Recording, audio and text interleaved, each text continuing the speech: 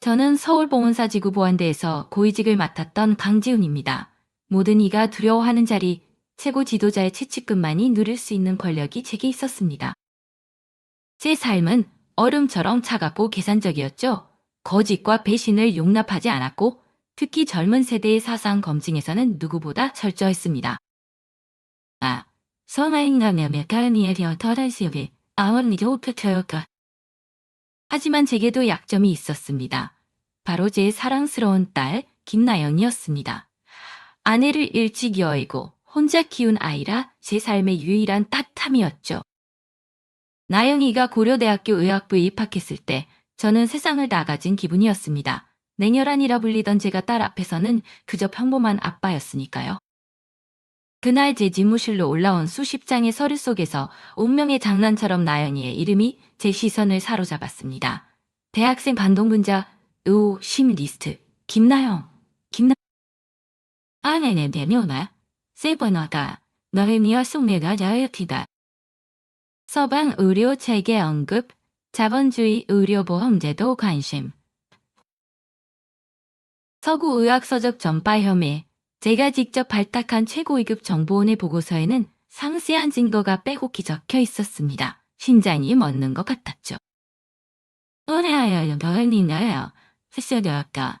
허저모버니르게. 그 순간 노크 소리가 들렸습니다. 등줄기로 식은 땀이 흘렀습니다. 체포 대상 리스트도 가져왔습니다라는 젊은 수사관의 말에 심장이 덜컥 내려앉았죠. 다행히 아직 나영이의 이름은 없었지만 시간은 없었습니다. 머릿속에 제가 고문했던 유학생들의 얼굴이 스쳐 지나갔습니다. 나영이도 저 지옥을 겪게 될까? 저는 곧바로 지리산 지역 출장 신청서를 작성했습니다. 평소라면 상상도 못할 일이었지만 나영이를 살리기 위해서는 이 방법밖에 없었습니다. 수많은 탈출자들을 잡으며 알게 된 지리산의 모든 루트, 보안대 순찰 시간, 감시가 소홀한 지점들, 제가 막았던 그 길을 이제는 제가 가야 한다는 아이러니에 가슴이 먹먹했습니다. 가족들의 출국 허가는 순조롭게 진행되었습니다. 봉은사지구 최고 간부 가족이었기에 가능한 일이었죠. 나영이에게는 친척 방문이라고 둘러댔습니다. 의대생인 내가 한번 가보는 게 어떨까? 길들여진 북한의 교육 덕분인지 나영이는 순순히 따랐습니다. 얘가 먼저 지리산으로 향했고 이틀 뒤 나영이가 오기로 했습니다. 함께 움직이면 의심을 살 수 있었으니까요. 서울을 떠나는 차 안에서 어쩌면 이게 제가 서울을 보는 마지막일지도 모른다는 생각에 눈물이 고였습니다. 지리산의 한적한 마을에 도착하자마자 브로커와 연락했습니다.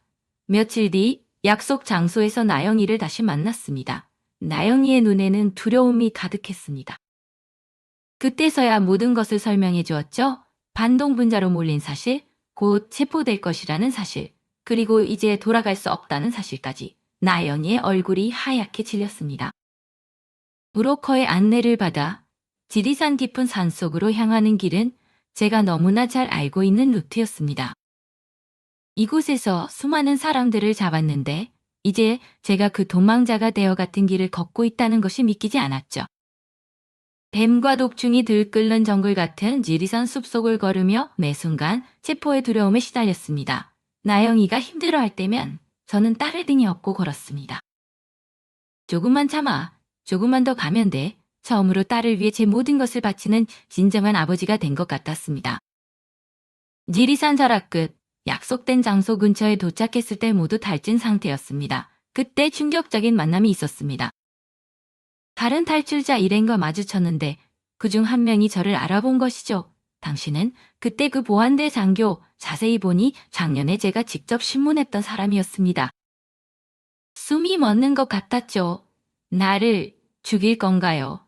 제 목소리가 떨렸습니다. 그는 잠시 저를 바라보더니 고개를 저었습니다. 당신도 이제 우리와 같은 처지요. 저는 원망하지 않겠습니다. 그의 말에 눈물이 흘렀습니다. 제가 그토록 괴롭혔던 사람에게 오히려 용서를 받다니.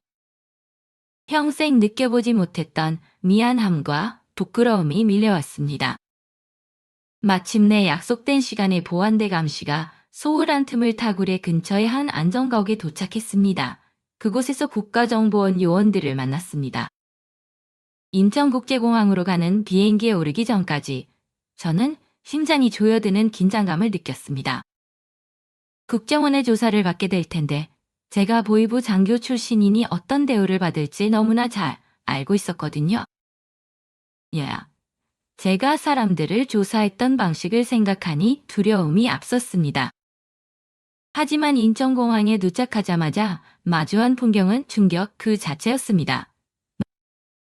서울 순남 국제공항, 원래 평양 순안 공항과는 비교도 할 수 없을 만큼 거대하고 현대적인 모습이었죠. 에스컬레이터를 타고 내려오는데 나영이가 제 손을 꼭 잡았습니다. 검은 정장 차림의 남자들이 우리를 기다리고 있었죠. 안녕하십니까, 국가정보원입니다. 그들의 첫인사에 온몸이 굳었습니다. 무서운 신문이 기다리고 있을 것이라는 생각에 저도 모르게 나영이를 꼭 안아주었죠. 하지만 그들의 태도는 예상과는 전혀 달랐습니다. 먼저 식사부터 하시죠. 많이 힘드셨을 텐데. 요원의 말에 저는 얼어붙었습니다. 행문관이 비신문자에게 식사를 권하다니. 북한에서는 상상도 할 수 없는 일이었거든요. 검은색 승용차를 타고 서울 시내로 향하는 길. 창밖 풍경은 마치 다른 세상을 보는 것 같았습니다. 끝없이 이어지는 고층 빌딩들, 번화가, 휘황찬란한 네온 사인까지. 평양과는 너무나 다른 모습이었죠. 아빠, 밤인데 왜 이렇게 화내요? 전기가 24시간 들어오는 것 같구나. 나영이와 나는 짧은 대화가 아직도 생생합니다. 국정원 조사실은 더욱 충격적이었습니다. 푹신한 의자, 에어컨이 나오는 쾌적한 환경, 깨끗한 화장실, 북한의 차갑고 좁은 신문실과는 천지 차이였죠. 더욱 놀라웠던 건 나영이를 위한 별도의 대기실이었습니다.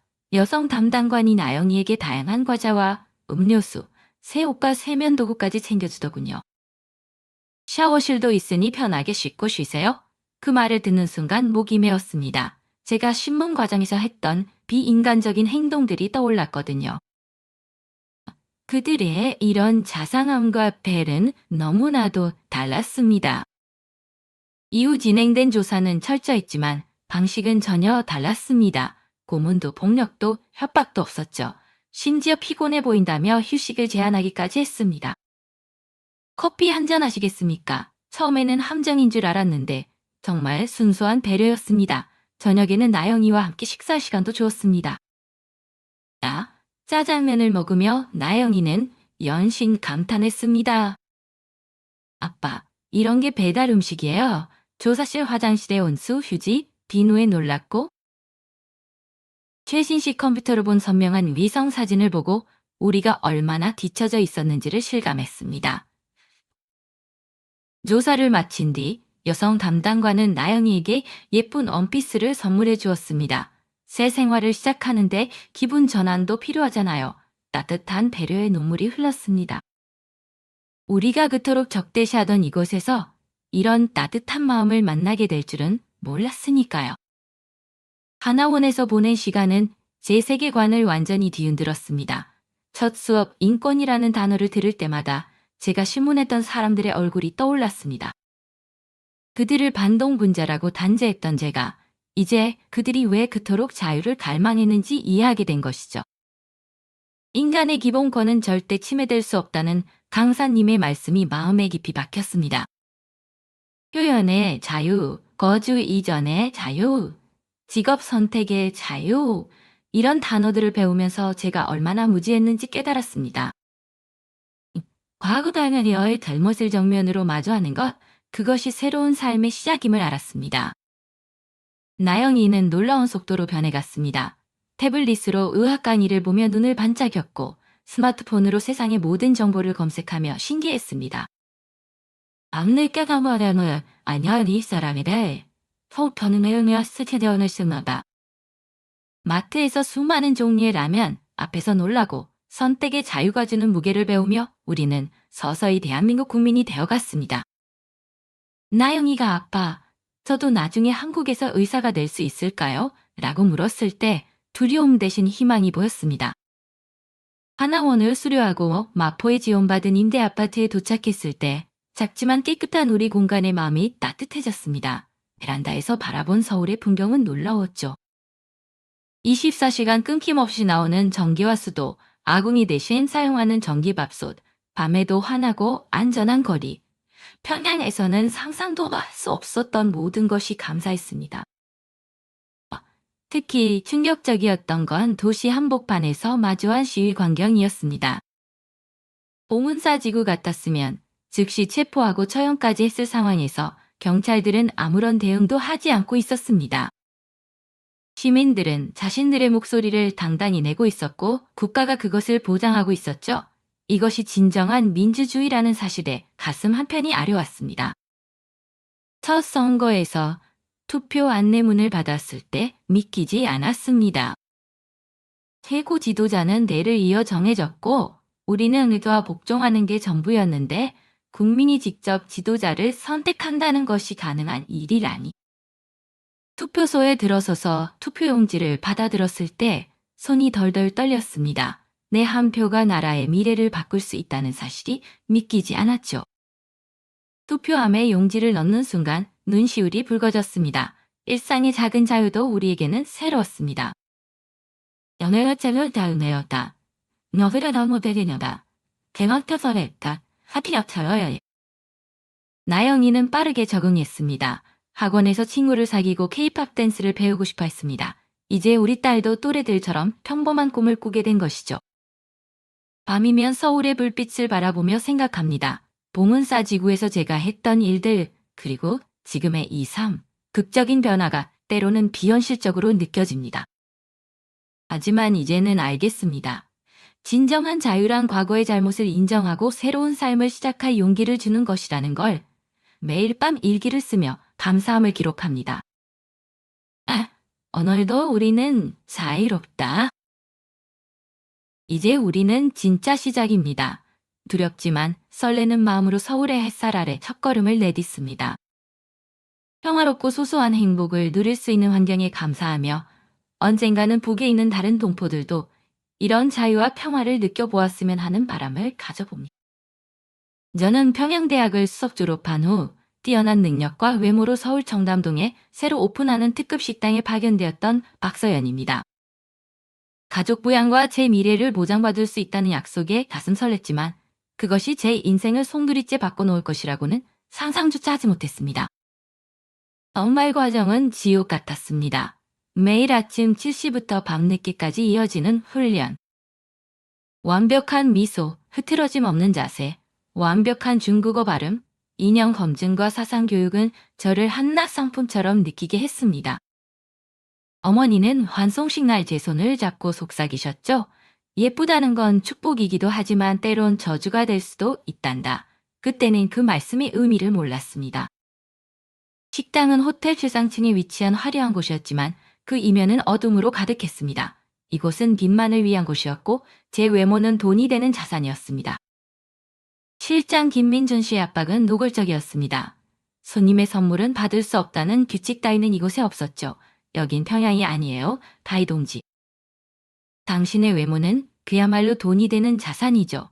처음에는 명품 가방, 보석이 들어왔고 거절할 때마다 실장님의 표정은 차가워졌습니다. 립룸에서의 서비스는 점점 더 이상한 방향으로 흘러갔습니다. 손님들은 신체 접촉을 요구했고 거절하면 실장님의 못마땅한 눈초리가 돌아왔죠. 우리 식당의 특별 서비스예요. 손님이 원하시는 대로 해드려야죠. 직원 숙소는 호텔 한 층 전체였지만 창문은 열 수 없었고 복도마다 감시 카메라가 설치된 감옥 같았습니다. 다른 종업원들의 눈빛에서 이상한 점을 발견했습니다. 울먹이는 이들, 공허한 눈빛으로 밤늦게 호텔을 빠져나갔다가 돌아오는 이들. 특히 두려웠던 건 밉손님 김태영 씨의 집착이었습니다. 그는 매일같이 저를 지정해서 찾았고 불편한 시선으로 저를 감상하듯 바라보았습니다. 선물을 거절하자 그의 표정은 일그러졌습니다. 그러던 어느 날 동료 이지연 씨가 사라졌습니다. 실장님은 잠시 휴가 갔다고 했지만 며칠 전 이지연 씨가 저에게 털어놓았던 걱정들이 떠올랐습니다. 언니 저 무서워요. 실장님이 자꾸 이상한 제안을 해요. 김민준, 실장과 최준호 씨.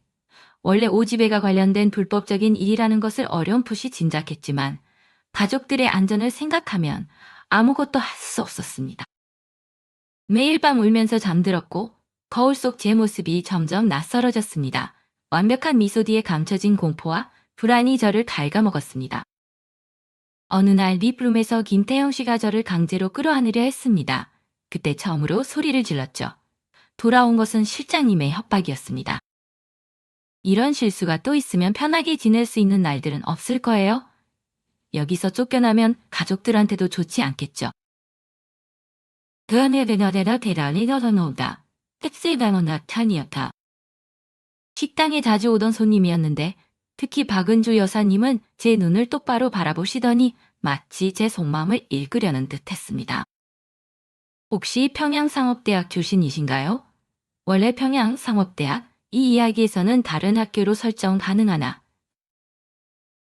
출신 학교 언급은 중요하지 않으므로 삭제하고 따뜻한 만남에 집중, 식사가 끝날 무렵 박 여사님은 화장실에서 쪽지 하나를 제 손에 쥐어주셨습니다.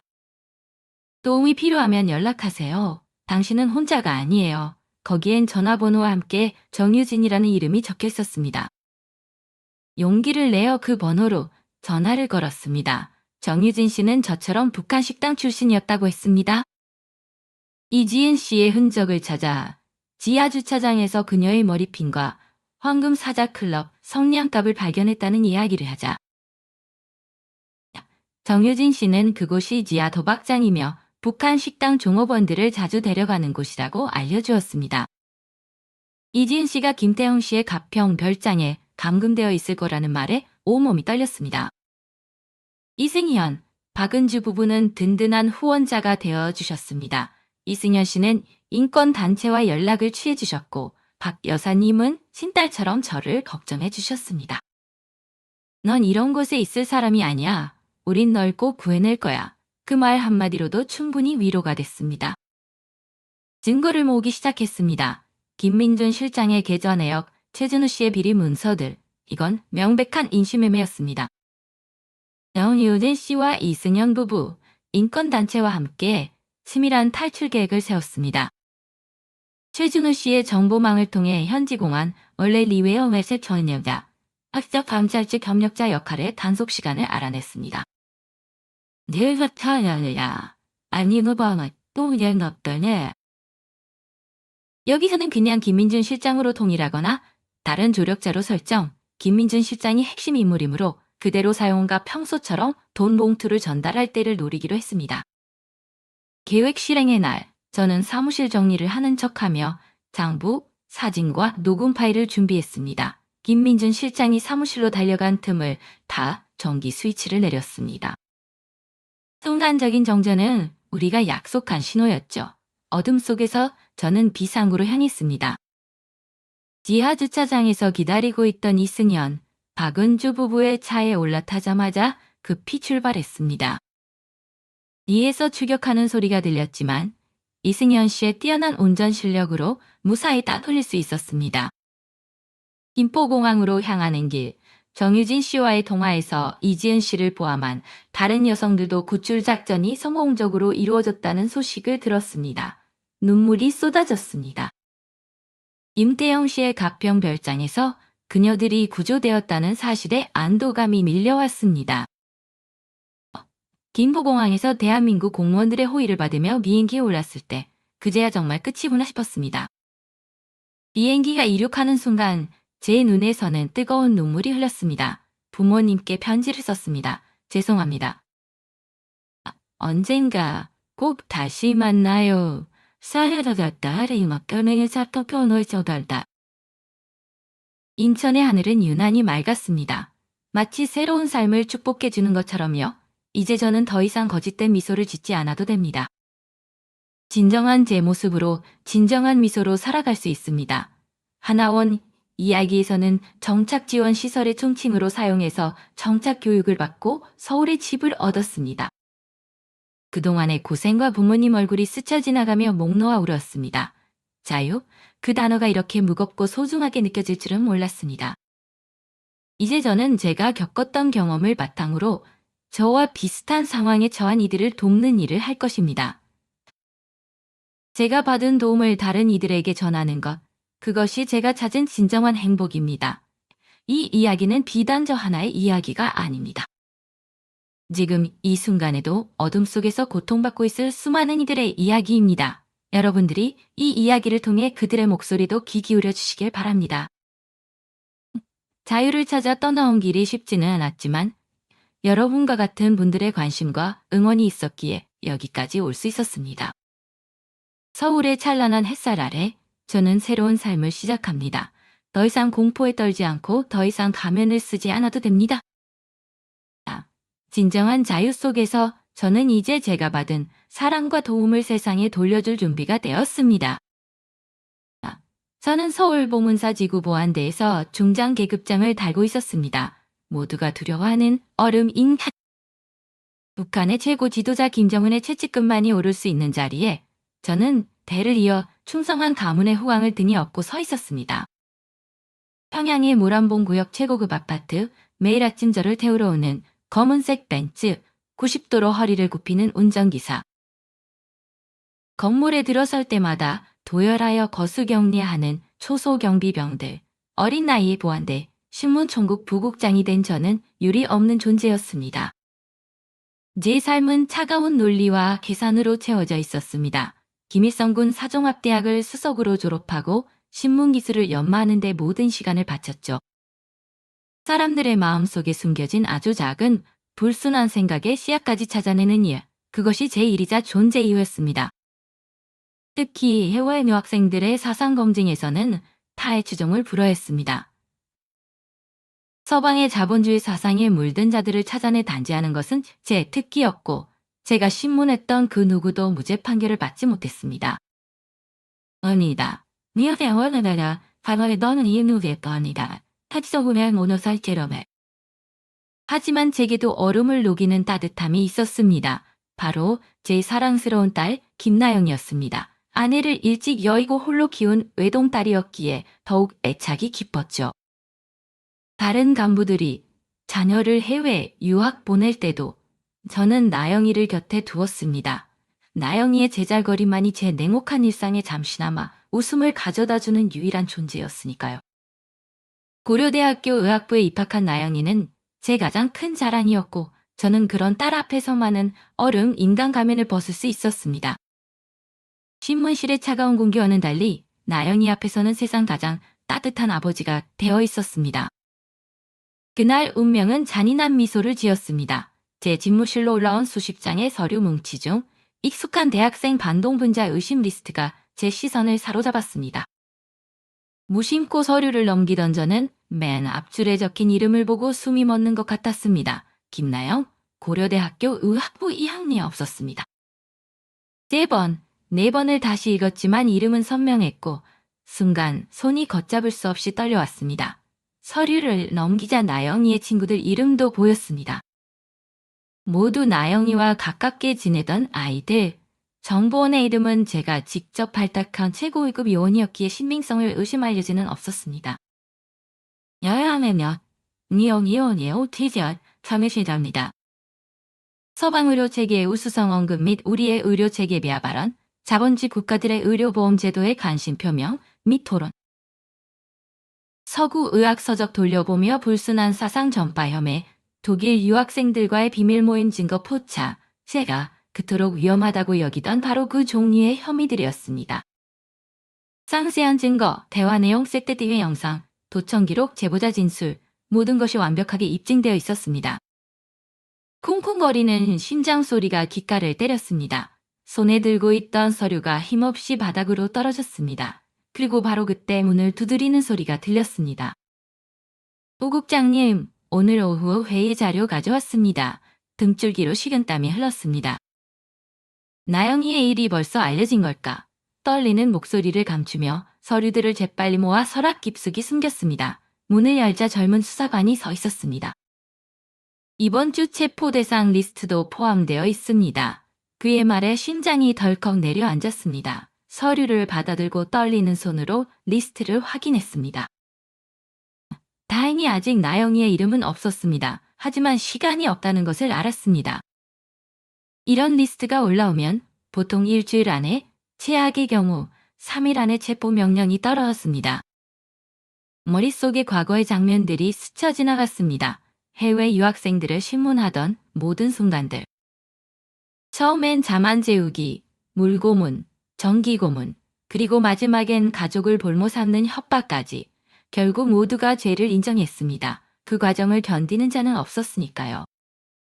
나영이도 제 딸도 그 지옥을 겪게 될까 상상만으로도 피가 식는 것 같았습니다. 곧바로 지리산 지역 출장 신청서를 작성하기 시작했습니다. 해외 정보 수집 및 반체제 세력 동향 파악, 손이 떨려 오타가 계속 났습니다. 평소 제가 자주 다니던 출장이었지만 이번은 달랐습니다. 이 출장이 저와 나영이의 생사를 가를 결정이 될 줄이야. 가족들은 중국에 있는 친척 방문이라는 명목으로 따로 출국시키기로 했습니다. 봉은사지구 최고위급 간부, 가족이라는 신분 덕분에 가능한 일이었습니다. 서류를 작성하면서 저는 머릿속으로 탈출 경로를 계산했습니다. 나영이를 구하기 위해서는 탈출 말고는 답이 없었습니다. 수많은 탈북자들을 검거하면서 알게 된 모든 루트, 지리산 자락의 국경수비대 교대 시간. 감시가 소홀한 지점. 그동안 제가 막았던 그 길들을 이제는 제가 이용해야 한다는 게 얼마나 아이러니한 일인지. 하지만 다른 길은 없었습니다. 모든 것을 걸어야만 했습니다. 그날 저녁, 저는 평소보다 일찍 퇴근했습니다. 집으로 가는 차 안에서 나영이에게 전화했습니다. 오늘은 일찍 들어가니 같이 저녁 먹자. 나영이의 해맑은 목소리가 들려왔습니다. 정말요? 아빠가 일찍 들어오시다니. 제가 아빠가 좋아하는 냉면 사놓을게요. 그렇게 집에 도착해 나연이와 마주한 순간 모든 것이 비현실적으로 느껴졌습니다. 아빠, 오늘 교수님이 제 논문 주제를 칭찬하셨어요. 평소처럼 웃는 나연이의 모습에 가슴이 미어졌습니다. 나연이는 지금 아무것도 모르고 있을 테니까요. 저는 그저 웃으며 나영이의 머리를 쓰다듬어 줄 뿐이었습니다. 마지막 저녁 식사가 될지도 모른다는 생각에 냉면이 목으로 넘어가지 않았습니다. 다음날 아침, 평소보다 일찍 출근했습니다. 중국 출장 신청서는 이미 승인이 났더군요. 가족들의 출국 허가도 순조롭게 진행되었습니다. 나영아, 이모가 많이 아프시다. 저녁 식사 자리에서 꺼낸 말에 나영이가 의아했습니다. 중국에 계신 이모요. 저는 평소 중국 친척 얘기를 거의 하지 않았거든요. 심장이 안 좋으시대. 의대생인 내가 한번 가보는 게 어떨까? 나영이는 순순히 따랐습니다. 알겠어요, 아빠. 하지만 학교는 어떡하죠? 내가 이미 처리해놨다. 봉은사 지구의 권력을 마지막으로 사용하는 순간이었습니다. 제 출국 날짜는 나영이보다 이틀 먼저 잡았습니다. 함께 움직이면 의심을 살 수 있었으니까요. 서울을 떠나는 차 안에서 창밖으로 멀어져가는 도시의 불빛을 바라보며 생각했습니다. 어쩌면 이게 평양을 보는 마지막일지도 모른다는 생각에 가슴이 먹먹해졌습니다. 지리산 근처의 한 약속 장소에 도착하자마자 준비해둔 중국 번호로 바꿔 끼웠습니다. 그리고 곧장 브로커와 연락했습니다. 며칠 뒤 밤 10시 약속 장소. 수차례 검거했던 탈출 루트였기에 지형도 지리도 너무나 잘 알고 있었습니다. 그로부터 이틀 뒤 나영이가 무사히 약속 장소에 도착했다는 연락을 받았습니다. 하지만 안심하기엔 일렀고 공항에서부터 누군가가 그들을 미행하기 시작했다는 이야기를 들었거든요. 아마도 보안대에서 파견된 감시자겠지. 순간 심장이 덜컥 내려앉았습니다. 택시를 타고 서울역 근처로 가세요. 쇼핑하는 척 하다가 화장실에서 옷을 갈아입고 뒷문으로 나오세요. 저는 전에 제가 탈북자들을 검거할 때 썼던 바로 그 수법을 역으로 이용했습니다. 다행히 작전은 성공적이었습니다. 미행자를 따돌린 나영이는 안전하게 기차역에 도착했죠. 약속 장소에서의 제외는 긴장감 속에 이루어졌습니다. 플랫폼에서 멀리 나영이가 걸어오는 모습이 보였어요. 날려가 안아주고 싶었지만 그럴 수 없었습니다. 서로 모르는 척 조금씩 거리를 좁히다 한적한 골목에서 저희는 겨우 재회 포옹을 할 수 있었습니다. 아빠, 저희 지금 뭐 하는 거예요? 나영이의 눈에는 두려움과 혼란이 가득했습니다. 그제야 제가 모든 걸 설명했습니다. 반동분자 의심 리스트에 오른 것, 곧 체포될 거라는 것, 이제 돌아갈 수 없다는 것까지. 그제서야 나영이는 얼굴이 하얗게 질린 채 저를 바라봤습니다. 밤이 되자 브로커가 데리러 왔습니다. 지리산 깊은 산 속으로 향하는 길은 제가 너무나 잘 알고 있는 루트였습니다. 이곳에서 수많은 탈출자들을 잡았으니까. 이제는 제가 그 도망자가 베어 같은 길을 걷고 있다는 게 너무나 비현실적이었고 가슴을 짓누르는 아이러니였습니다. 뱀과 독중이 들끓는 숲속을 걸으며 매 순간 세포의 두려움과 벌레 물림의 고통에 시달려야 했습니다. 나영이가 힘들어할 때면 저는 따를 데가 없고 걸었습니다. 등에 느껴지는 나영이의 체온과 무게가 저를 앞으로 나아가게 했습니다. 조금만 참아, 조금만 더 가면 돼. 처음으로 딸을 위해 제 모든 것을 바치는 진정한 아버지가 된 것 같았습니다. 내다. 가장 전화봐. 대어마음이 있어야지 오늘 잡힌 날에. 다른 탈출자 일행과 마주쳤는데 그중 한 명이 저를 알아본 것이죠. 당신은 그때 그 보안대 장교. 자세히 보니 작년에 제가 직접 신문했던 사람이었습니다. 순간 숨이 멎는 것만 같았죠. 제가 그에게 얼마나 잔인하게 대했는지 그의 눈빛만 봐도 알 수 있었습니다. 나를 죽일 건가요? 제 목소리가 떨렸습니다. 그는 잠시 저를 바라보더니 예상 밖의 말을 했습니다. 당신도 이제 우리와 같은 처지요. 더는 원망하지 않겠습니다. 그의 말에 눈물이 폭포수처럼 흘렀습니다. 제가 그토록 괴롭혔던 사람에게 오히려 용서를 받다니 제 평생 한 번도 느껴보지 못했던 깊은 미안함과 부끄러움이 밀려왔습니다. 산속의 어둠 속에서 저는 인간으로서 제가 저지른 잘못의 무게를 처음으로 실감했습니다. 그렇게 밤새 걸어 약속된 안전가옥에 도착했습니다. 그곳에서 국가정보원 요원들을 만났습니다. 인천국제공항으로 가는 비행기에 오르기 전까지 저는 심장이 짓눌리는 긴장감을 떨칠 수 없었습니다. 국정원의 조사를 받게 될 텐데 제가 북한보안대 장교 출신이니 어떤 대우를 받게 될지 너무나 잘 알고 있었거든요. 제가 사람들을 조사했던 방식, 그들이 겪었던 고통, 그 모든 것이 저에게 되돌아올 것이라 생각했습니다.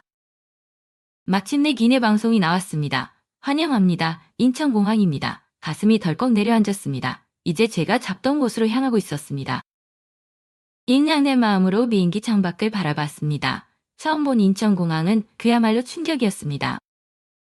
평양순환 국제공항과는 비교도 할 수 없을 만큼 거대하고 현대적인 모습이었죠.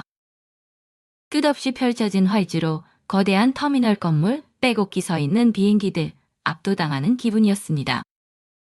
에스컬레이터를 타고 내려오는데 나영이가 제 손을 꼭 잡았습니다. 아빠, 저기 우리 마중 나온 사람들 같아요. 검은 정장 차림의 남자들이 우리를 기다리고 있었습니다. 안녕하십니까, 국가정보원입니다. 그들의 첫인사에 온몸이 굳어버렸습니다. 얼마나 감사합니다이 바다를 쓸 것이라는 마음에 저도 모르게 나영이를 꼭 안아주었습니다. 하지만 그들의 태도는 예상과는 전혀 달랐습니다. 먼저 식사부터 하시죠. 많이 힘드셨을 텐데 요원의 말에 저는 얼어붙었습니다. 신문관이 피신문자에게 식사를 권하다니 북한에서는 상상도 할 수 없는 일이었습니다. 그들의 목소리에는 권위적인 명령 대신 따뜻한 배려가 느껴졌습니다. 그렇게 검은색 승용차를 타고 서울로 향하는 길, 장박 풍경은 마치 다른 세상을 보는 것 같았습니다. 끝없이 이어지는 고층 빌딩들, 번화가, 휘황찬란 네노 사인까지. 제가 알던 한국과는 너무나도 다른 모습이었죠. 아빠, 밤인데 왜 이렇게 화내요? 전기가 24시간 들어오는 것 같구나. 나영이와 나눈 짧은 대화가 아직도 생생합니다. 평양에서는 밤이 되면 한 치 앞도 보이지 않는 어둠이 내려앉았는데 이곳은 달랐습니다. 마치 대낮처럼 환한 거리에서 사람들은 자유롭게 활보하고 있었습니다. 심지어 국정원 조사실은 더욱 충격적이었습니다. 푹신한 의자, 에어컨이 나오는 쾌적한 환경, 깨끗한 화장실, 북한의 차갑고 좁은 신문실과는 천지 차이였습니다. 제가 고문했던 이들이 갇혔던 비좁고 어두운 방과는 너무나 달랐죠. 더욱 놀라웠던 건 나영이를 위한 별도의 대기실이었습니다. 차갑고 좁은 방에 가둬두었던 과거와는 달리 이곳은 밝고 따뜻했습니다. 따님을 위한 간식이요. 많이 지쳐 보이더라고요. 여성 담당관이 나영이에게 건넨 것은 다양한 과자와 음료수였습니다.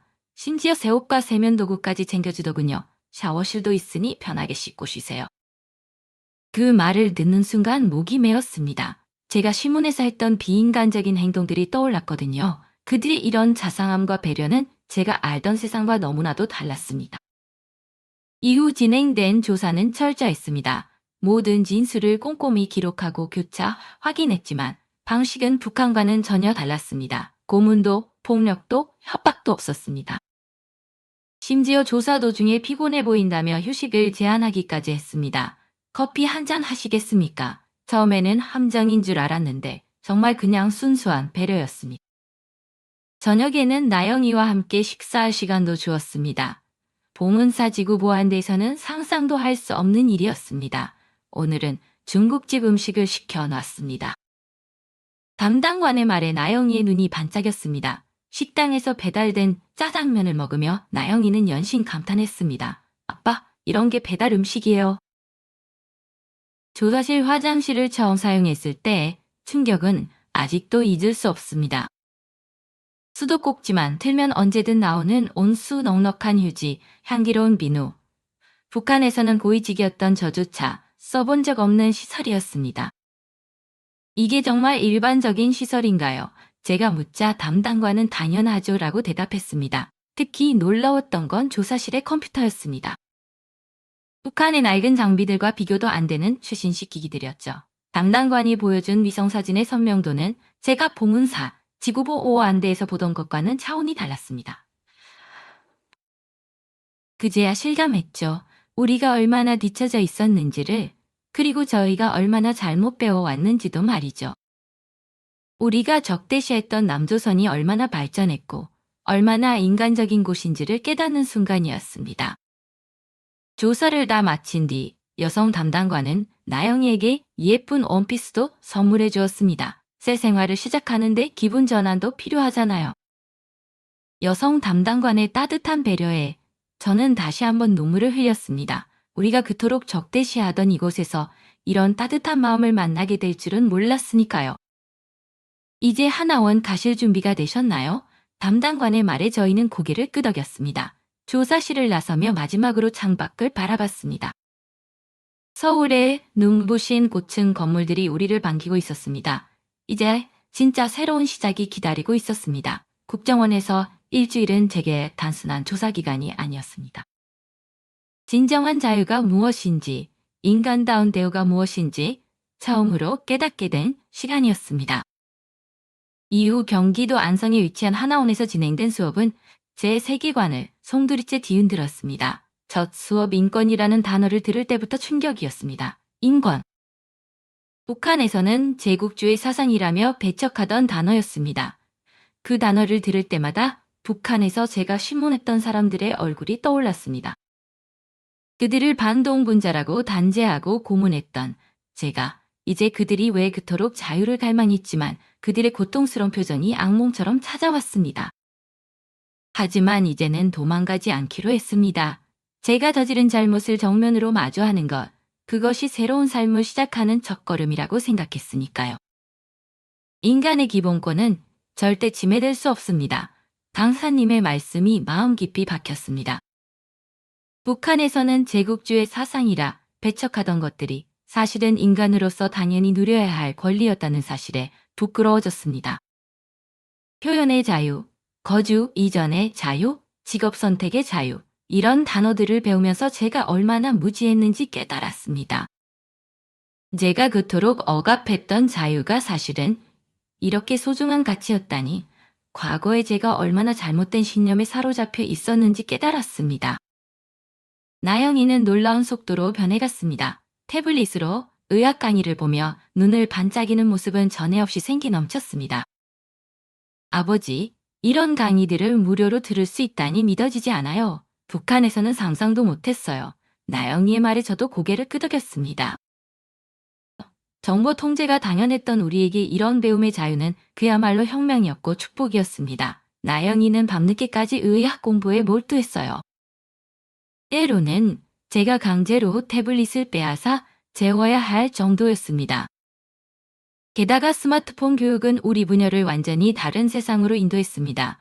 처음에는 메시지 전송도 버거웠지만 시간이 지날수록 새로운 기능들을 하나씩 익혀갔습니다. 인터넷으로 세상의 모든 정보를 검색할 수 있다는 사실이 신기했습니다. 북한에서 철저히 막았던 이 작은 기계가 이렇게 큰 자유와 가능성을 준다는 게 아이러니했습니다.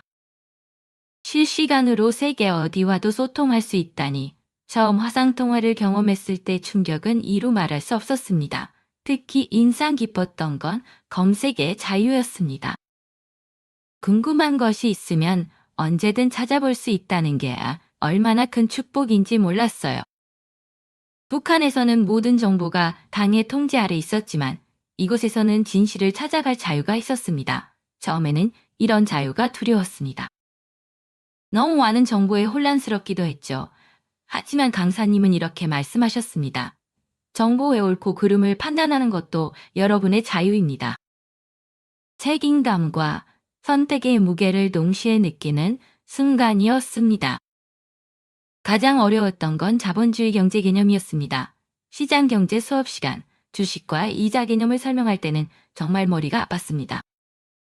마트 실습을 갔을 때는 더욱 혼란스러웠죠. 수많은 상품들 사이에서 가격을 비교하고 선택하는 일이 이렇게 복잡할 줄은 몰랐어요. 같은 품목이라도 브랜드에 따라 가격이 다르다고요.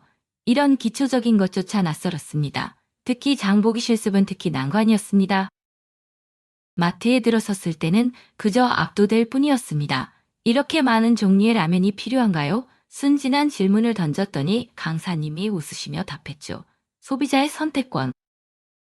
이것도 자유의 한 형태입니다. 그제야 이해가 됐습니다. 선택의 자유. 그것은 때로는 부담스럽지만 소중한 권리라는 것을. 나영이는 날이 갈수록 적극적으로 변해갔습니다. 아빠, 저도 나중에 한국에서 의사가 될 수 있을까요? 딸의 질문에서 두려움 대신 희망이 보였습니다. 게다가 선택이란 단어의 무게도 새롭게 느껴졌어요. 옷을 고르고, 음식을 선택하고, 미용실에서 헤어스타일을 정하는 일까지 모든 순간이 결정의 연속이었습니다. 아빠, 저도 머리를 잘라도 될까요? 나영이의 조심스러운 제안에 저는 흔쾌히 허락했어요. 이제 우리에겐 그럴 자유가 있었으니까요. 이후 미용실에서 나온 나영이의 모습은 달라져 있었습니다. 단순히 헤어스타일만이 아닌 자신감이 달라져 있었죠. 게다가 주말마다 진행된 문화체험도 인상적이었습니다.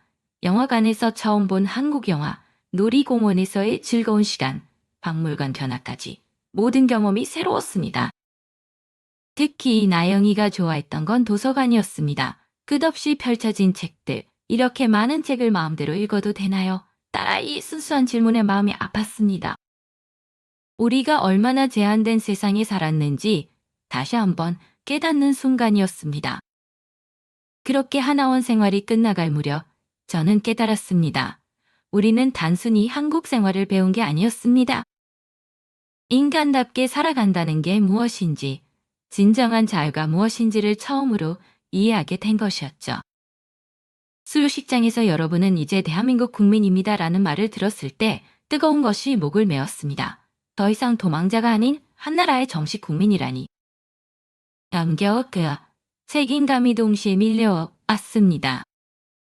마지막으로 짐을 싸는 나영이를 바라보며 저는 생각했습니다. 우리는 이제 진짜 시작이구나. 두렵지만 설레는 마음으로 하나원을 나설 준비를 했습니다. 이곳에서의 12주는 우리 인생의 전환점이 되었습니다. 자유라는 이름의 새로운 삶을 향해 첫걸음을 내디딜 시간이었습니다. 창밖으로 보이는 하나원의 풍경을 마음에 담으며 우리는 조용히 문을 열었습니다. 그렇게 하나원을 나서는 순간 서울의 찬란한 아침 햇살이 우리를 맞이했습니다. 정부에서 지원해준 마포의 임대 아파트로 향하는 길, 나영이는 창밖 풍경을 하나도 놓치지 않으려는 듯 눈을 반짝였습니다. 우리는 낡은 엘리베이터를 타고 13층으로 올라갔습니다. 문을 열자 작지만 깨끗한 한 공간이 우리를 반겼습니다. 여기가 우리 집인가요? 나영이가 조심스레 물었습니다. 평양에서의 집보다는 좁았지만 우리의 것이라는 생각에 마음이 따뜻해졌습니다. 베란다에서 바라본 전망은 놀라웠습니다. 저 멀리 북한산이 보였고 아파트 단지 사이로 늘어선 가로수들이 봄바람에 흔들리고 있었습니다. 아빠, 저기 편의점도 있어요. 나영이의 목소리에 설렘이 가득했습니다. 짐을 풀면서 하나하나 새로운 공간을 구석구석 살펴보았습니다.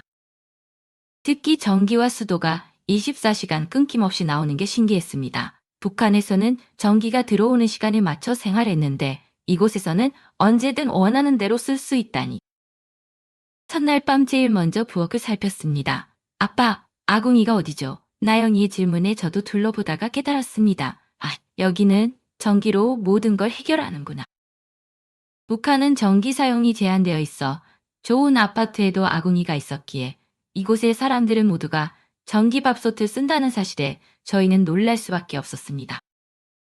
심지어는 시골에서도 이제는 아궁이가 거의 없어진다는 말에 저희가 얼마나 뒤떨어져 있는지 알 수 있었죠. 그렇게 전기밥솥 구매를 위해 마트에 갔을 때는 더 놀랐습니다. 다양한 전기밥솥이 진열대 가득했어요.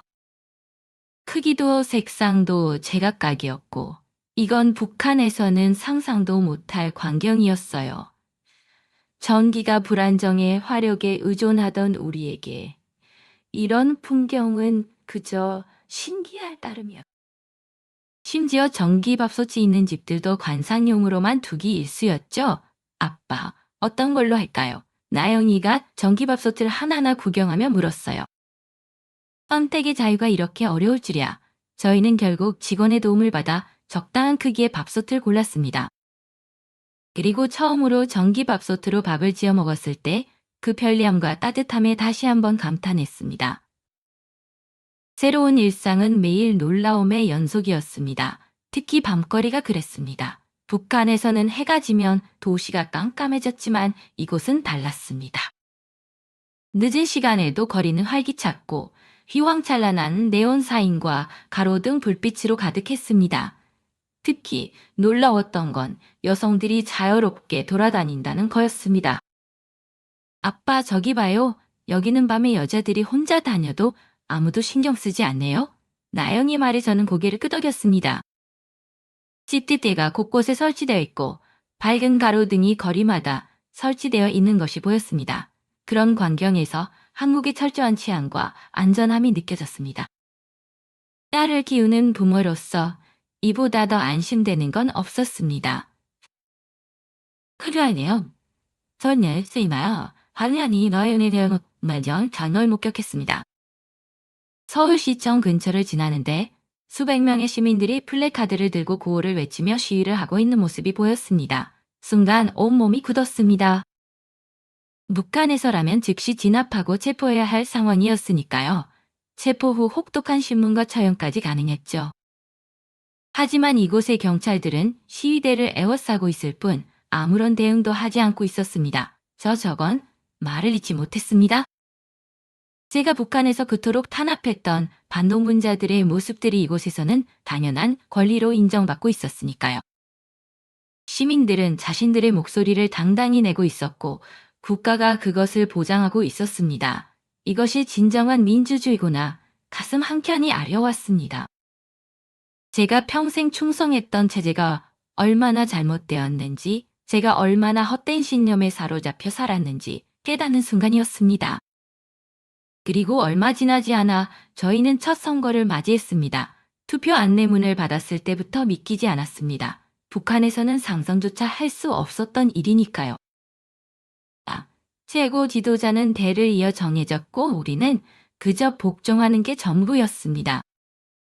국민이 직접 지도자를 선택한다는 이런 일이 가능하단 말인가 하는 생각에 저는 한참 종이만 바라보았습니다. 마침내 투표소에 들어서자 마음이 떨렸습니다.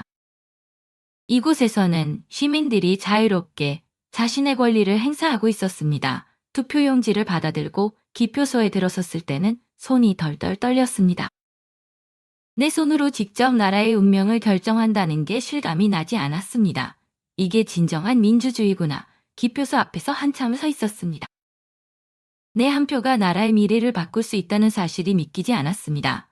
투표용지 한 장의 무게가 이렇게 무거울 줄이야.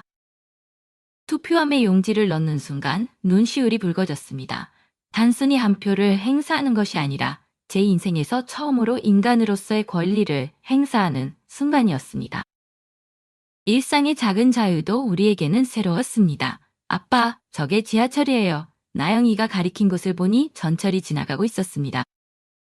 하나원에서 배운 대로라면 저걸 타고 서울 어디든 갈 수 있다고 했죠. 하지만 실제로 타보는 건 또 다른 문제였습니다. 복잡한 노선도를 보며 한참을 고민하다가 용기를 내어 처음으로 지하철역에 들어섰습니다. 선불교통 카드 하나 주세요. 매표소 직원에게 말하는 제 목소리가 떨렸습니다. 카드를 받아들고 개찰구 앞에 섰을 때는 마치 국경을 넘는 것처럼 긴장됐습니다. 바로 지나가면 된다고 배웠는데도 앞 사람들처럼 자연스럽게 하기까지는 시간이 걸렸죠. 지하철에 앉아 빠르게 지나가는 풍경을 바라보며 물리적인 이동의 자유가 주는 해방감을 느꼈습니다. 은행에서도 새로운 경험의 연속이었습니다. 아내 단 앞에서 한참을 망설였습니다. 통장 정리는 어떻게 하는 건지, 계좌 이체는 또 어떻게 하는 건지, 줄을 서서 기다리는 사람들 눈치를 보며 식은땀을 흘리기도 했죠. 하지만 점점 익숙해졌습니다. 특히 스마트폰 뱅킹은 신세계였습니다. 이제 은행에 안 가도 되는 거예요? 나영이의 질문에 저도 놀랄 수밖에 없었습니다. 손 안의 작은 기계 하나로 금융 거래를 할 수 있다니야. 나영이는 특히 빠르게 적응해 갔습니다. 학원에서 새로운 친구들도 사귀고 케이팝 댄스를 배우겠다며 조르기도 했죠. 아버지, 저 아이돌 콘서트도 가보고 싶어요. 처음에는 놀랐지만 곧 미소 지었습니다. 이제 우리 딸도 또래들처럼 평범한 꿈을 꾸게 된 거니까요. 밤이면 창밖으로 보이는 서울의 불빛을 바라보며 생각했습니다. 북한에서 제가 했던 일들, 그리고 지금의 삶, 이 극적인 변화가 때로는 비현실적으로 느껴졌습니다. 하지만 이제는 알겠습니다. 진정한 자유란 과거의 잘못을 인정하고 반성하며 새로운 삶을 시작할 용기를 주는 것이라는 걸. 그리고 자유는 단순히 선택의 문제가 아니라 인간으로서 누려야 할 존엄한 권리라는 것을. 매일 밤 일기를 쓰는 습관이 생겼습니다. 오늘 배운 것, 경험한 것, 느낀 것들을 기록하면서 제 삶을 돌아보게 됩니다. 자유를 맛보는 하루하루가 새로운 깨달음의 연속이었죠. 그리고 그 페이지 끝에는 항상 같은 문장을 적습니다. 오늘도 우리는 자유롭다. 그리고 감사. 나가의 여행, 너학교야, 지구교탈, 고만요매하셔야 섬에서 이 돌가래 차례 누어 챕터에 온다. 시간이 많이 흐른 지금도 부족한 것이 많지만 저와 나영이에게 이보다 풍족하고 안전하며 평화로운 곳은 없습니다. 소소하지만 진정한 행복들을 누릴 수 있는 환경을 저희에게 제공해준 버거원원드라사라사 스틱트댓글. 언젠가는 북에 있는 다른 동포들도 이런 자유와 평화를 느껴보았으면 합니다. 그곳에서는 상상도 할 수 없는 일이니까요. 그날이 올 때까지 저는 계속해서 나아가려 합니다. 과거의 죄를 잊지 않고 새로운 삶에 감사하며 저의 사랑하는 딸 나영이와 함께 말이죠. 저의 이야기는 이렇게 희망으로 가득 찬 새로운 시작을 맞이합니다. 부디 저와 제 딸의 앞날을 응원해 주시기 바랍니다. 아냐나 태안되는 쌈의 희망. 아베다 패켜왔더라 내견이 났어. 안녕하세요. 저는 탈북에 성공한 박서연입니다. 평양대학을 수석으로 졸업하고 뛰어난 외모와 서비스 능력을 인정받아 중국 광저우에 새로 오픈하는 북한 식당으로 파견되었습니다. 저에게는 성공의 기회이자 가족들의 삶을 윤택하게 해줄 희망처럼 보였습니다. 하지만 그것이 화려한 감옥으로 향하는 길이었다는 것을 그때는 알지 못했습니다. 파견을 위한 선발 과정은 혹독했습니다. 매일 아침 7시부터 밤늦게까지 이어지는 체력 훈련, 서비스 교육, 사상 교육. 미소는 우리의 무기다. 절대 완벽해야 한다. 교관의 날카로운 지적이 쏟아질 때마다 온몸이 경직되었습니다. 손바닥이 터지도록 쟁반을 들고 서 있었고 혀가 꼬이도록 중국어 발음을 연습했습니다. 신체 검사는 또 얼마나 철저했는지 키와 몸무게는 기본이고 치아 상태까지 검사했습니다. 그때마다 저는 제 존재가 마치 전시 상품처럼 느껴졌습니다. 매일 밤 사상총화를 써야 했고 가족관계부터 친구관계까지 모든 것이 조사 대상이었습니다. 부모님께 해외 근무 소식을 전했을 때 어머니의 눈빛이 아직도 선명합니다. 기쁨과 걱정이 교차하는 복잡한 감정. 마지막 평가를 앞두고 밤새 연습했던 날, 손바닥이 터지도록 쟁반을 들었다 놓았다 반복했습니다. 합격 소식을 들었을 때 저는 모든 고통을 보상받은 기분이었습니다. 환송식 날, 어머니는 제 손을 꼭 잡으시더니 귓가에 속삭이셨습니다. 예쁘다는 건 축복이기도 하지만 때론 저주가 될 수도 있단다.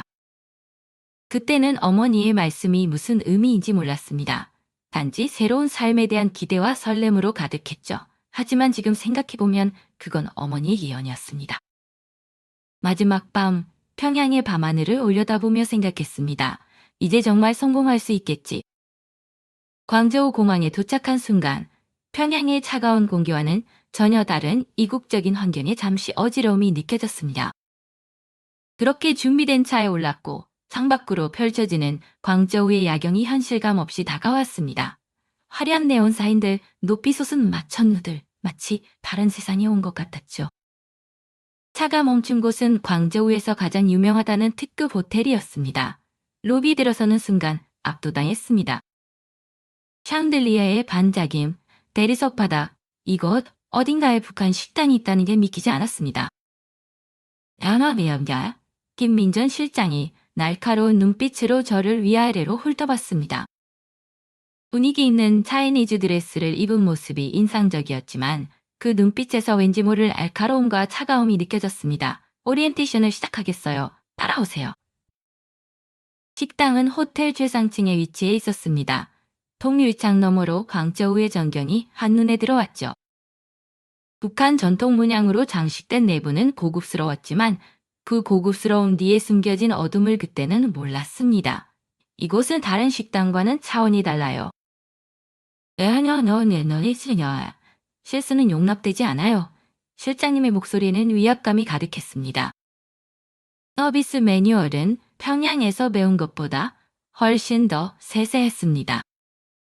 인사는 정확히 90도, 미소는 항상 유지, 눈은 절대 마주치지 말 것, 시선은 늘 고객을 향해야 할 것. 모든 것이 완벽해야 했습니다. 특히 밉블룸은 당신이 전담할 거예요. 거기서 실수하면 알아서 판단하겠죠? 밉블룸은 식당 안쪽에 따로 마련된 특별한 공간이었습니다. 방음 시설이 완벽했고 내부는 더욱 호화로웠죠. 이상하게도 셋대비는 보이지 않았습니다. 첫 근무날 가슴이 떨렸습니다. 검은 치마와 흰 블라우스, 완벽한 화장. 거울 속 야마에 있다. 바탕이는 무리여가는 손님이 오시면 절대 당황하지 말아요. 어떤 상황에서도 미소를 잃지 말고. 첫 손님은 중국의 사업가였습니다. 저를 보자마자 눈빛이 변하더군요. 자네가 직접 서빙해주게. 불편한 시선이 온몸을 훑었습니다. 매뉴얼대로 미소를 유지했습니다. 그날부터였을까요?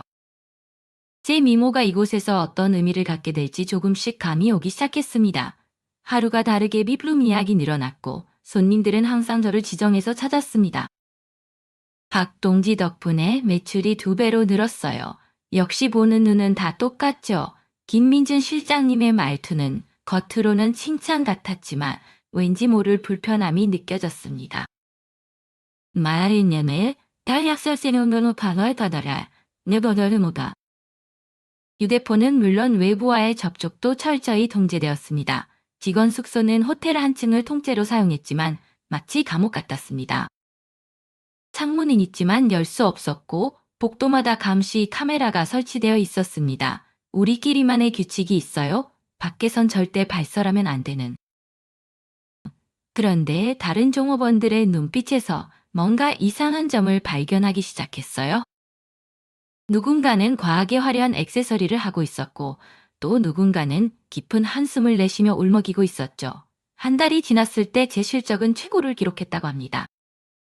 여기하네요 정리연애 아르마제 세클여다 덜미경이 났다. 이제 진짜 시작이에요. 박동지, 당신은 우리 식당의 보석이니까. 김민준 실장님의 그 말을 들었을 때 등줄기로 식은땀이 흘렀습니다. 왜? 축하받아야 할 순간인데 마치 함정에 빠진 것 같은 기분이 들었습니다. 그날은 평소와 다른 분위기가 감지되었습니다. 실장님이 저를 사무실로 불렀을 때부터요. 박동지 차 한잔할래요. 실장 테이블 위에는 샤넬 쇼핑백이 놓여 있었습니다. 이건 어제 온 VIP 손님이 박동지에게 특별히 전해달라고 한 거예요.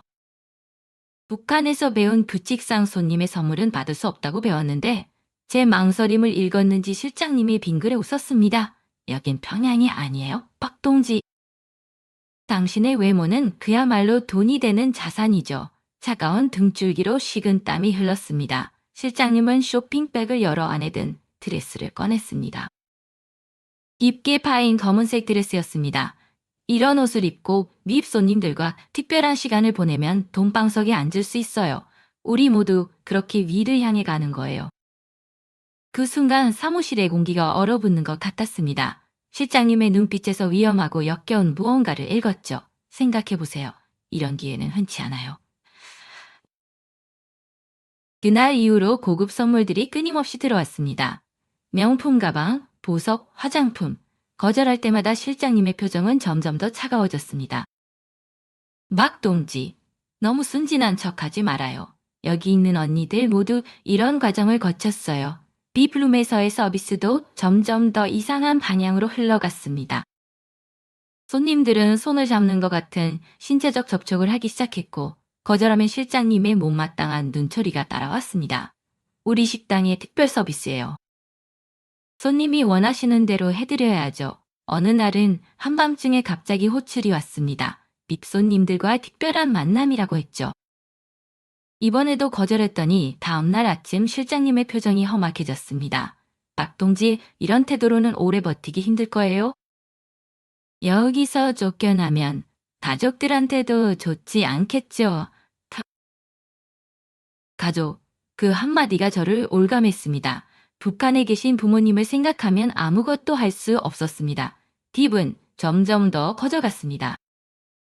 처음에는 100달러, 나중에는 0달러까지, 하지만 그만큼 요구되는 것들도 많아졌습니다. 손님들과 억지로 술을 마셔야 했고, 더 야한 옷을 입어야 했으며, 더 친밀한 접촉을 요구받았습니다. 이제 슬슬 결단을 내려야 할 때예요. 실장님의 압박은 날이 갈수록 심해졌습니다. 왜 이렇게 고집을 부리나? 당신 몫까지 다른 애들이 해야 하잖아요? 저는 매일 밤 울면서 잠들었습니다. 거울 속 제 모습이 점점 낯설어져 갔습니다. 완벽한 미소 뒤에 감춰진 공포와 불안이 조금씩 균열을 만들어 갔습니다. 그러던 어느 날, 밉룸에서 만난 김태형 씨가 저를 강제로 끌어안으려 했고 그의 손이 제 옷 안으로 들어왔습니다. 그때 처음으로 소리를 질렀습니다. 이런 실수가 또 있으면 박동지가 편하게 지낼 수 있는 날들은 없을 거예요. 실장님의 협박이었습니다. 노골적인 협박. 하지만 이제는 돌이킬 수 없었죠. 제가 거부할수록 압박은 더욱 심해졌고 감시의 눈길은 더욱 날카로워졌습니다. 내일 특별한 손님이 오세요. 이번엔 실수하면 안 돼요. 실장님의 말에는 이제 위협이 숨겨져 있지도 않았습니다. 노골적이었죠. 평양에서의 마지막 날 어머니가 하신 말씀이 떠올랐습니다. 예쁘다는 건 축복이기도 하지만 때론 저주가 될 수도 있단다.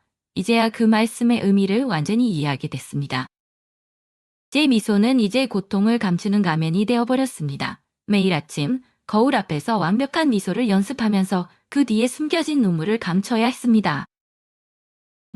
하지만 언제까지 이렇게 버틸 수 있을까요?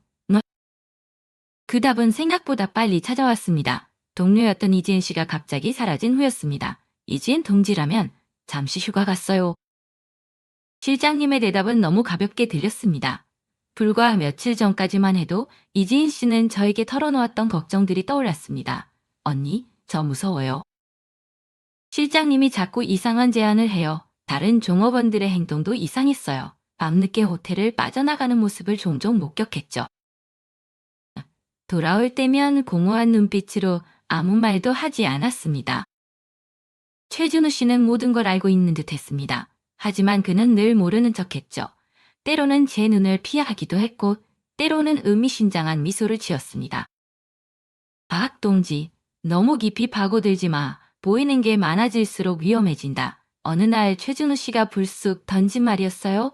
경고였을까요? 아니면 위협이었을까요?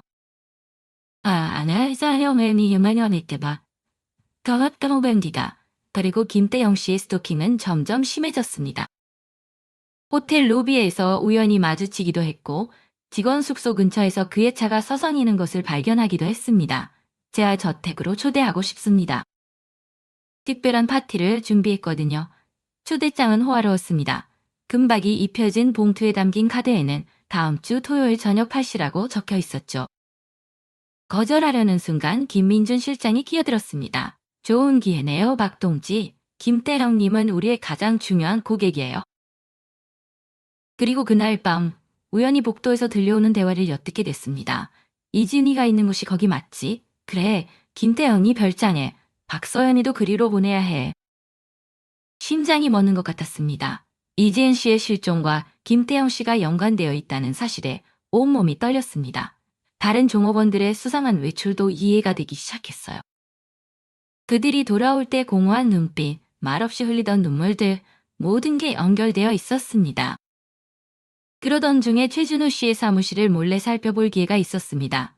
서류 한 장을 발견했는데 거기엔 각종 업소의 이름과 숫자들이 적혀 있었습니다. 그리고 이지은 동지의 이름도. 이건 명백한 인신매매 기록이었습니다. 박동지 내일이면 김태영이 저택 파티야? 옷은 준비했어. 실장님의 말투는 마치 일상적인 대화 같았지만 그 속에 담긴 의미는 너무나 무거웠습니다. 마치 운명의 카운트다운이 시작된 것 같았죠. 그날 밤 창문을 통해 보이는 도시의 불빛이 그 어느 때보다 차갑게 느껴졌습니다. 이지은 동지는 지금 어디에서 무슨 일을 겪고 있을까? 그리고 저는 이대로 그 길을 따라가야 하는 걸까요? 방 안의 거울을 바라보며 생각했습니다. 더 이상 미소 짓고 있는 제 모습이 보이지 않았죠. 대신 공포에 질린 눈빛만이 그곳에 있었습니다. 저는 김태영 씨의 초대장을 다시 한번 읽어보았습니다. 화려한 금박 위로 죽음의 그림자가 드리워진 것만 같았죠. 이대로 가면 저도 이지은 동처럼 시기는 자정을 향해 달려가고 있었습니다. 내일이면 모든 것이 끝나버릴지도 모른다는 생각에 몸이 떨렸습니다. 하지만 이대로 포기할 순 없었어요. 이 지옥 같은 곳을 벗어나야만 했습니다. 창밖에서 들려온 도시의 소음이 마치 무언가를 예고하는 것만 같았습니다. 내일 그 저택에서 무슨 일이 벌어질까? 생각만으로도 등줄기가 서늘해졌습니다. 운명이란 참 이상합니다. 때로는 가장 절망적인 순간에 희망이 찾아오기도 하나 봅니다. 이승현, 박은주 부부를 처음 만난 건 그날 저녁이었습니다. 빅룸에서 서빙을 하던 중이었죠. 예전에 자주 오던 식당인데 요즘 분위기가 많이 달라진 것 같네요. 이승현 부부의 눈빛에는 다른 손님들에게서 찾아볼 수 없던 따뜻함이 있었습니다. 특히 박은주 여사님은 제 눈을 똑바로 바라보시더니 마치 제 속마음을 읽으려는 듯이요. 식사가 끝나갈 무렵 박 여사님이 화장실에 가신다며 저를 불렀습니다. 화장실 안에서 여사님은 쪽지 하나를 제 손에 쥐어주셨죠. 도움이 필요하면 연락하세요. 당신은 혼자가 아니에요. 그날 밤 제 방으로 돌아와 그 쪽지를 펼쳤습니다. 거기엔 전화번호와 함께 작은 글씨로 정유진이라는 이름이 적혀 있었습니다. 다음날 저는 이진 씨의 흔적을 찾아 나섰습니다. 청소 아주머니의 말에 의하면 이진 씨가 마지막으로 목격된 곳은 지하 주차장이었다고 합니다.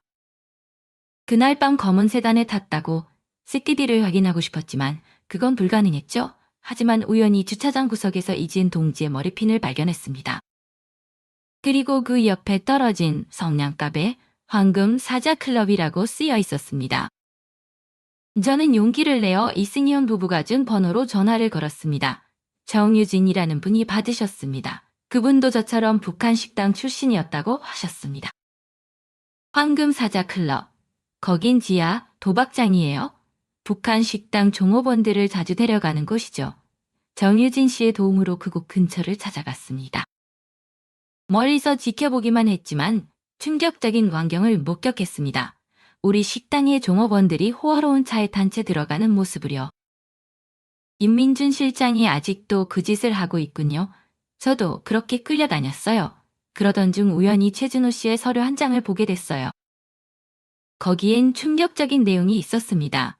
종업원들의 외부 활동 수익 내역과 분배 비율이 상세히 적혀 있었습니다. 이건 명백한 인신매매 증거였습니다. 증거만 있다면 경찰에 신고할 수 있어요. 정유진 씨의 말에 용기를 얻었습니다. 하지만 동시에 두려웠죠.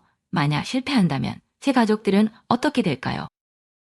이승현 부부는 든든한 후원자가 되어주셨습니다. 이승현 씨는 인권단체와 연락을 취해주셨고 박은주 여사님은 마치 친딸처럼 저를 걱정해 주셨습니다.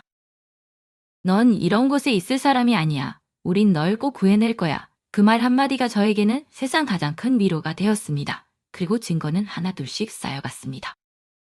김민준 실장의 계좌 내역, 최준우 씨의 비리 문서들, 그리고 제가 목격한 것들.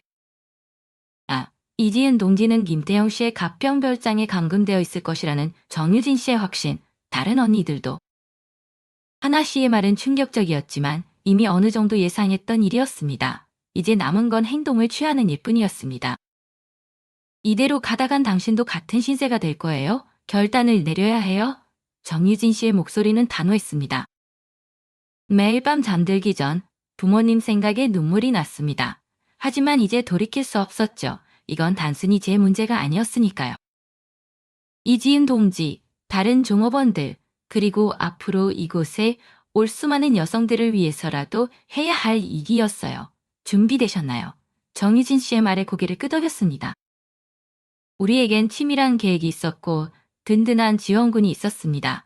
그리고 무엇보다 이 지옥 같은 곳을 벗어나야 한다는 강한 의지가 있었습니다.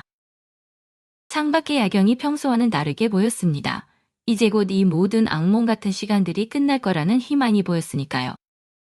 새벽녘 광저우는 의외로 고요했습니다. 창밖으로 보이는 도시의 불빛이 하나둘 꺼져가는 시간, 우리의 계획이 시작됐습니다. 최준우 씨 협력자가 오늘 밤 단속을 나온대요. 정유진 씨의 정보망은 완벽했습니다. 현지 경찰과 유착 관계에 있던 최준우 씨는 평소 뒷돈을 받고 북한 식당의 불법 행위들을 눈감아 주던 사람이었죠. 김민준 실장이 평소처럼 돈 봉투를 전달할 거예요. 하라연의 웬왜 택다래와 다랄 노는 영어 쓰이고니다. 갓다랄 노리세요. 식당이 문을 닫은 후 저는 평소처럼 사무실 정리를 하는 척했습니다. 하지만 이번엔 달랐죠. 양부들 몰래 찍어둔 사진들, 그리고 녹음 파일들, 모든 증거를 준비했습니다. 박동지, 비플룸 점검 좀 해주세요. 임민준 실장님의 말에 고개를 끄덕였습니다. 이제 마지막으로 이 공간을 보는 거라고 생각하니 묘한 당이 들었죠.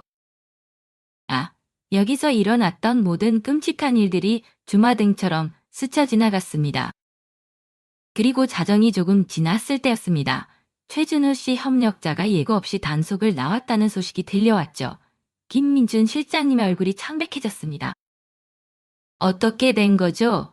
분명 오늘은 혼란스러운 상황 속에서 저는 조용히 제 자리를 지켰습니다. 그리고 미리 준비해둔 이메일을 발송했습니다. 웨이플룸에서 벌어졌던 모든 불법 행위의 증거들이 담긴 메일이었습니다. 경찰입니다. 모두 제자리에 있으세요. 최준호 씨 협력자의 목소리가 들리자마자 김민준 실장님이 사무실로 달려갔습니다. 틀림없이 급하게 서류를 정리하려 했겠지만 이미 늦었습니다. 그 순간을 노려 저는 전기 스위치를 내렸습니다. 순간적인 정전은 우리가 미리 약속한 신호였습니다. 어둠 속에서 저는 비상구로 향했습니다. 누가 불 좀 켜봐. 혼란스러운 소리들이 들렸지만 이미 저는 계단을 빠르게 내려가고 있었습니다. 내다 지하 주차장으로 향하는 길, 심장이 터져버릴 것 같았습니다. 여기에요. 이승현 부부의 차가 약속한 장소에서 기다리고 있었습니다. 박은주 여사님이 문을 열어주셨죠. 차에 올라타자마자 급히 출발했습니다. 안간, 저기 차가 있다. 뒤에서 누군가 소리치는 게 들렸습니다. 하지만 이승현 씨의 운전 실력은 대단했습니다. 좁은 골목을 빠져나가는 동안 추격자들의 거리는 점점 벌어졌습니다. 태국 방콕으로 가는 비행기가 2시간 뒤에 있어요. 조금만 더 버텨요. 정유진 씨와의 통화에도 제 심장은 여전히 빠르게 뛰고 있었습니다. 정유진 씨는 이미 방콕에서 우리를 기다리고 있었죠. 도시의 밤거리를 질주하는 동안 지난 시간들이 주마등처럼 스쳐 지나갔습니다.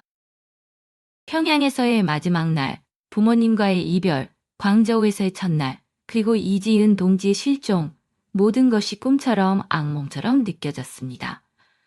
공항까지는 30분이에요. 하지만 입구에서 검열이 있을 거예요. 침착하게 박은주 여사님이 제 손을 꼭 잡아주셨습니다. 그 따뜻한 손길에서 어머니의 체온이 느껴지는 것 같았습니다. 이러다 아닌다. 전화번호를 메모하니 옆에서 덧지려 떨뜻 오르자마자. 다행히 이승현 부부가 준비해준 위조 여권은 완벽했습니다. 무사히 비행기에 올랐을 때는 심장이 터질 것 같았습니다. 방콕에 도착해서는 인권단체 활동가들이 우리를 기다리고 있었습니다.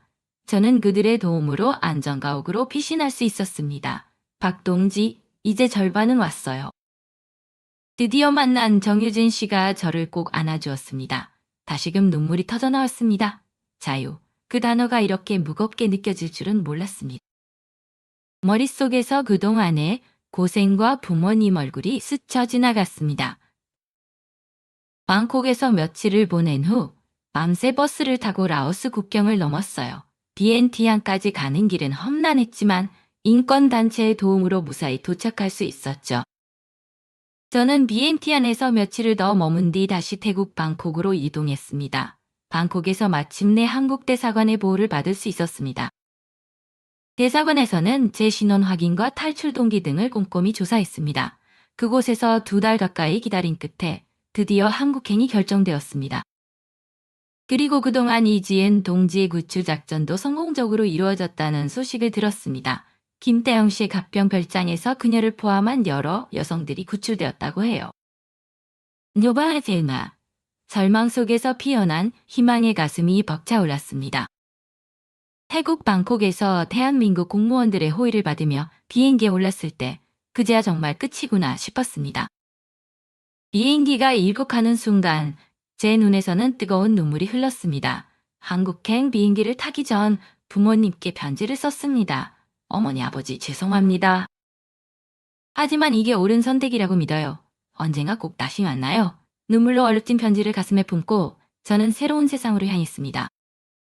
이제 진짜 시작이에요. 정유진 씨의 말처럼 이게 끝이 아닌 시작이었습니다. 자유를 찾아온 우리들.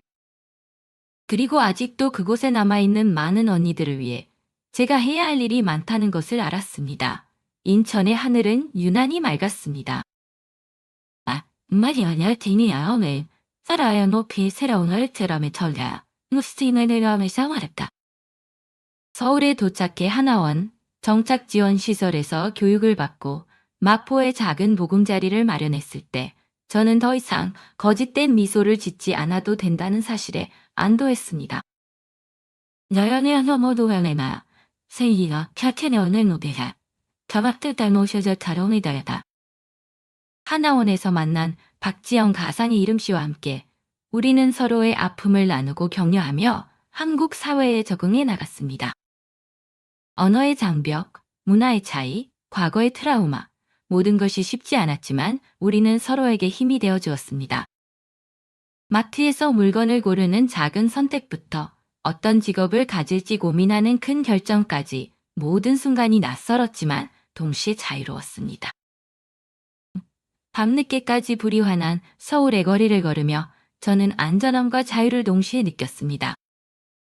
더 이상 감시의 눈길을 두려워하지 않아도 되었고 원하는 시간에 원하는 곳으로 갈 수 있었습니다. 이제 저는 제가 겪었던 경험을 바탕으로 저와 비슷한 상황에 처한 이들을 돕는 일을 할 것입니다. 한국에 정착한 탈북 여성들을 위한 상담센터에서 일하며 그들의 이야기에 귀 기울이고 제가 받았던 도움을 다른 이들에게 전하는 것. 그것이 제가 이 험난한 여정을 통해 찾은 진정한 행복이자 삶의 의미입니다. 이 이야기는 비단 저 하나의 이야기가 아닙니다. 지금 이 순간에도 어둠 속에서 고통받고 있을 수많은 북한 여성들의 이야기이기도 합니다. 여러분들이 제 이야기를 통해 그들의 목소리에도 귀 기울여 주시고 그들에게 따뜻한 관심과 응원을 보내주시기를 간곡히 부탁드립니다. 자유를 찾아 떠나온 길이 쉽지는 않았습니다. 매 순간 공포와 불안에 시달렸고 사랑한 가족들을 떠나온 아픔은 여전히 제 가슴 한켠에 남아 있습니다. 하지만 정유진 씨, 이승현, 박은주 부부, 그리고 저를 도와준 수많은 익명의 손길들, 여러분과 같은 분들의 따뜻한 관심과 응원이 있었기에 저는 포기하지 않고 여기까지 올 수 있었습니다. 이, 이제는 제가 다른 이들을 위해 도움이 되는 사람이 되려고 합니다. 서울의 햇살 아래 저는 매일 아침 새롭게 시작합니다. 과거의 어둠을 잊지 않되 그 경험을 발판 삼아 더 나은 미래로 나아가려 합니다. 저쟁의 연여운의 두 이야기가 합쳐지면서 서연에게 딸이 생기거나 강지훈의 딸과 서연이 함께 정착하는 식으로 연결될 수 있습니다. 여기서는 서연이 혼자 탈북한 것으로 마무리하고 강지훈과 나영이의 이야기와 병렬적으로 진행되는 것으로 둡니다. 마지막 문단을 수정하여 두 사람의 여정을 아우르도록 하겠습니다. 아니 저와 같이 자유를 찾아온 모든 이들이 이곳에서 진정한 행복을 찾기를 바랍니다. 제 이야기를 들어주셔서 진심으로 감사드립니다.